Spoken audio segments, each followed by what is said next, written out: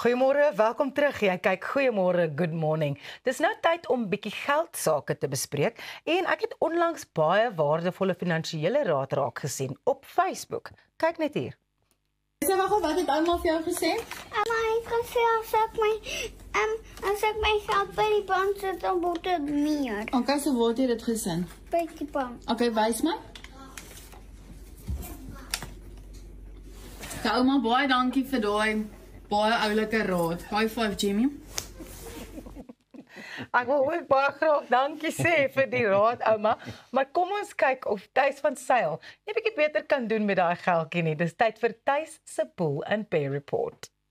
Dankie collega's en natuurlik 'n hartlike welkom vir julle maandag kykers daar buite. En as jy nie daai tip gevang het nie, dan gaan jy niks vang nie. Al nie vanoggend nie. So 'n private bank se kostes is gewoonlik baie laer as 'n gewone chequerekening. So dankie vir daai bietjie insaag en natuurlik gaan ons ook terugkyk na Cyril Ramaphosa wat ook sy 50 randjies daar gesit het so rukkie terug as ek kan onthou nie. Maar nietemin, kom ons gesels 'n bietjie oor.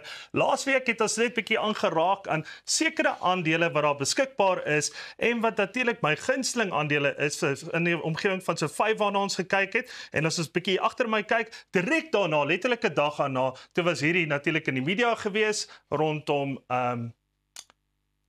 dit is nie die Kaapse wat saam gebeur nie. Maar in elk geval, kom ons beweeg aan. Ons gaan nie oor dit verder praat nie. So, never mind. Kom ons gaan kyk bietjie na laasweek wat ons gepraat het juis oor Microsoft, ons praat bietjie Apple, ons het bietjie gepraat Tesla, maar weer eens as jy bietjie gaan kyk na Bloomberg, het dit natuurlik al drie daai aandele het opgeskiet met ongeveer tussen 10 tot 12% in 'n kwessie van letterlik 24 uur nadat julle dit gehoor het op hierdie program. So ek dink die ouens op die markte kyk ook hierdie program so by the way. Alright, so hulle gaan dalk met ons advies, use it, don't use it. Maar so wat ek altyd sê, ek gee nie advies nie. As jy met my afspraak wil maak, maak met my afspraak en dan kan ek vir jou advies gee. Hierdie is net slegs my opinie. So gepraat van, ons gaan nou 'n bietjie gesels oor eiendomme wat in die Kaap aangaan, maar kom ons gesels bietjie oor daai sleutelaandele wat 'n ou kan kry in die vorm van eiendomssyndikasies of REITs of so byvoorbeeld eiendomhouingsmaatskappye. So die eerste maatskappy waarna ons gaan kyk is natuurlik, jy weet, Growthpoint, so wat op die Suid-Afrikaanse effektebeurs ook genoteer is, maar as ons gaan kyk na Growthpoint, die laaste 5 jaar is hy 'n klein bietjie af. Hy's ongeveer saamgestel af met so 2,71%, maar waar sy hoogtepunt was omtrent gewees in 2021 van Desember en natuurlik is hy naby min of meer waar sy hoogtepunt was in daai gedurende daai tydperk, maar 2024 sover is glad nie 'n goeie jaar tot dusver vir hierdie spesifieke aandeel nie. Maar as ons weer eens gaan kyk na sy PE ratio, staan omtrent in die omgewing van so 11,89%. Nou wat is 'n PE ratio? So 'n PE ratio is 'n price over earnings. So met ander woorde, enige PE ratio tussen 20 tot 25 sê vir jou dis 'n goeie aandeel. Daar's goeie inkomste wat verwag word. Hy is nie oorgevalueer nie. Is 'n natuurlik 'n goeie aandeel wat jy altyd in jou portefeulje in kan koop.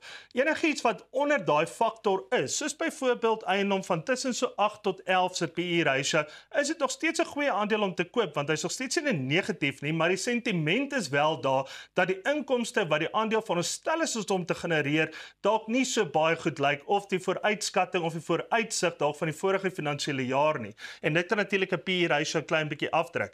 Is Growthpoint vir my nog steeds 'n baie goeie aandeel om te koop? Definitief. As ons byvoorbeeld gaan kyk, ek kry 'n aandeel teen 'n baie goeie prys, ek het 'n bietjie dieper gaan kyk, het 'n goeie vooruitsig en 'n PE ratio van 11,89% lyk nog steeds my effektief genoeg om hierdie aandeel byvoorbeeld in my portefeulje te hê as 'n eiendoms REIT of 'n eiendomsaandeel. Volgende gaan ons 'n bietjie kyk na, het ons hierso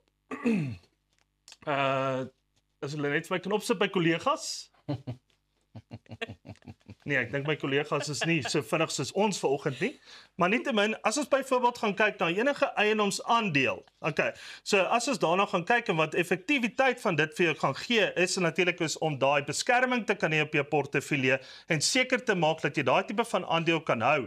En as ons byvoorbeeld ook gaan kyk na ander aandele wat daar buite beskikbaar is daar heelwat waarvan jy kan kies. So as ons byvoorbeeld gaan kyk na Vukile Properties, hierdie is 'n aandeel wat een van my gunsteling aandele is vir die eenvoudige rede, hulle diversifisering van oorseese kom ons sê nou maar eiendomme is baie effektief. As ons kyk waarmee hulle besig is in Europa, die hoeveelheid ontwikkelings wat hulle daar gaan doen, en is Europa 'n goeie ekonomie op hierdie stadium? Definitief. So as ons weer eens gaan kyk na Vukile en ons gaan kyk na sy PE ratio, is dit ongeveer 48,98. So ek het nou vir julle gesê, 'n goeie PE ratio is tussen 20 tot 25. So hierdie een is baie hoër. So wat dit eintlik vir jou sê is, die sentiment vir die uitkyk van potensiële inkomste en dividende wat hier uitgedra kan word vir die vooruitskatting van wat op pad is, maak dit wat sommer 'n aandeel wat natuurlik 'n baie hoër waarde het as wat hy eintlik veronderstel is om te wees. Maar is dit 'n negatief? Nee, nie noodwendig nie. Is dit 'n aandeel wat basically geoorprys is? Definitief tot 'n groot mate, maar is dit 'n aandeel wat jy wil hê in jou portefeulje? Definitief. Ek sal net nie oorlaai nie. As ons byvoorbeeld na iets meer stabiel gaan kyk soos Redefine se aandeleprys, so Redefine se PE ratio, weer eens waarna ek wil verwys, is maar so laag soos 8,03.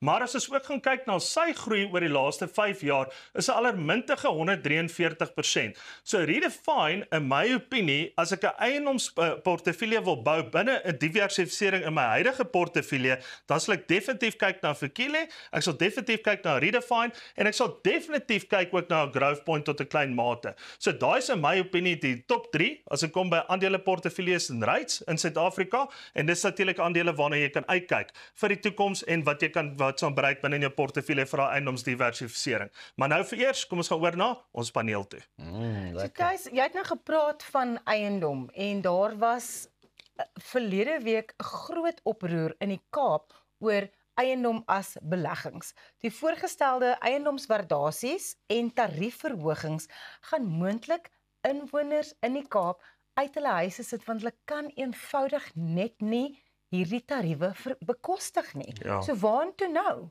Kyk, ek dink een van jou grootste probleme is natuurlik, jy weet, dienste wat ou moet betaal. So of dit nou krag is, riool, algemene dienste, erfbelasting, daai is goeders wat wel bykom. Sodra jy die dag jou huis koop en daar's 'n verband op jou huis, het jy 'n verwagting van 'n paaiement wat jy ooreengekom het met jou bank of jou finansierier, wat jy X bedrag moet betaal, of dit dan nou 'n gekoppelde tarief is en of dit nie 'n gekoppelde tarief is nie. Jy weet presies wat is jou verwagting van terugbetaling. En daarvoor begroot jy ook, en daarvoor ook het ons 'n krediet, 'n nasionale krediete wat saam verskaffers wetgewing wat ook plaasvind, sodat jy nie jouself kan overcommit en byvoorbeeld nie iets kan bekostig wat jy koop nie. Maar baie kere wat mense nie in ag neem nie, is juist dan nou die rates en taxes. Ja. So as ons daarna gaan kyk, dan kan daai basies 'n bietjie raak ry, veral met eskalasie. So byvoorbeeld gaan kyk, jy weet, krageskalasie is absoluut buitehand. Jy weet, as ons gaan kyk NERSA wat hulle elke jaar voorstel. As ons kyk water, jy weet, is absoluut partykeer buite beheer. As ons gaan kyk na daai pryse en dan algemene erfbelasting. Nou ewe skielik betaal jy amper 1/3. Okay, van wat jou verband is, betaal jy net op jou dienste. En daai het jy nie in ag geneem die dag toe jy 'n krediet aansoek gedoen het nie, maar dit was nog nie 'n uitgawe nie. Ja. So die burgemeester van die Kaap, Jordan Hill Lewis, sê daar gaan verligting wees, want baie van die eienaars van hierdie eiendomme val in die 4 tot 7 miljoen rand soos bracket, so te sê. Ja. So hulle wil nou graag bietjie uithelp daar, want daar gaan 'n punt kom, en ek is van die Kaap, nê, en as jy dink aan plekke soos die Bo-Kaap, plekke soos Vredehoek, Devil's Peak, Tamboerskloof, dit is eenvoudig net nie moontlik om daar te bly nie, want dit is onbekostigbaar, want al die mense wat daar bly of daar koop, is mense wat van oorsee is. Sê nou jy's 'n pensionaris, of sê nou jy het jou huisie in die Bo-Kaap geërf, of dit is 'n familiehuis wat al jare in, of geslae in die familie is. Nou moet hulle uittrek, because it's too expensive to live there. Ja, kyk, ons het 'n baie goeie statistiek wat ek julle wil wys, jy weet, van Property 24 wat hulle berig het. Jy weet, rondom, jy weet, eiendomme en die verkope van eiendomme, byvoorbeeld nou spesifiek in die Wes-Kaap en natuurlik in Gauteng. So presies om aan te sluit by julle, die meeste van die verkopers is in die ouderdomsvlak van 65 en ouer. So die eiendomsmark lê in daai ouderdomsgroep. En dan terselfdertyd, die meeste van die eienaars wat nie eers verkoop nie, is ook in daai eiendomsmark. So jong mense basies koop nie meer so baie eiendomme soos wat ou verwag nie, maar hoekom nie? Want hulle pas nie basies, jy weet, in hierdie marge in waarvan ons sou verwys nie. So jou normale koper, byvoorbeeld hierso wat tussen 18 en 35 is, gaan koop huise in die omgewing van so 1.5, 1.7 miljoen. Maar ons sien ook 'n afwaartse kurwe, jy weet, van huise wat verkoop word van 2 miljoen opwaarts selfs. Maar nog steeds Gauteng, ongeag, jy weet, is natuurlik, jy weet, voor as ek kom by huise koop en verkope. So eenvoudig so dit, maar ons gaan kyk meer na huise wat tussen 2 tot 3 slaapkamer is, wat byvoorbeeld in townships is of sekuriteitskomplekse, waar jy byvoorbeeld direk ook van die kom ons sê ontwikkelaar af kan koop waar daar dan minder kostes is as ek kom by registrasies ensovoorts. So daai is jou booming, kom ons sê 'n groeifase wat daar gebeur. En dit is so logies hoekom maar byvoorbeeld hierdie tipe van vasbrand kom in die Kaap van daai 4 tot 7 miljoen rand huise. Want ek wil weer eens daai is in die faktor van hierdie ouderdomsgroepe wat hier is en goed gesê, jy mag dalk 'n eiendom dalk erf ook. Jy weet en wat maak jy nou? So met ander woorde ja, daar is 'n klassifikasie van nood wat daar kan gebeur, maar ja, die ouens in Weskaap is ten minste optimisties en hulle maak 'n plan rondom dit.